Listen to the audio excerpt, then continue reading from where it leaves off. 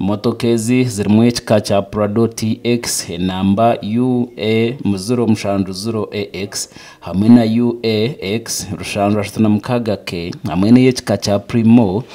namba UAK 917J hamwe n'endijo y'ekika kya Primo namba UAY 953L. Omuringo ngugumwe hakiza hashabira batakabona okureba ngo baguma bahikombiye kwerinda ntibashobora na munongo abantu abo abarukwa bina motoka gebeyi ombiceka byabo kandi omuringo ngugumwe polisi yahereze kwata abantu bashata bari kutekatekaho kandi inene mishangwe 5 aho kwibwa kw'amatungo omusande hwire obusuma bw'ebisoro buhindukire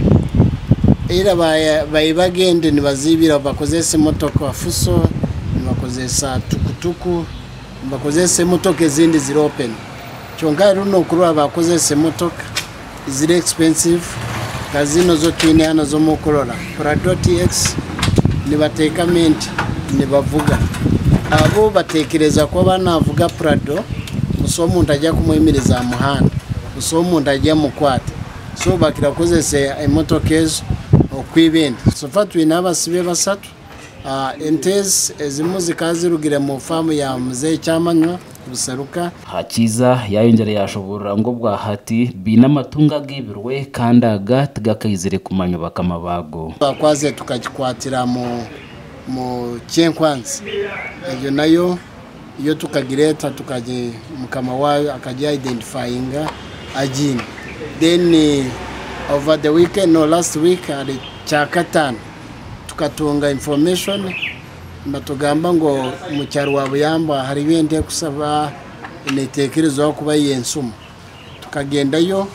enteyo kabente numi twagikwate sazino nayo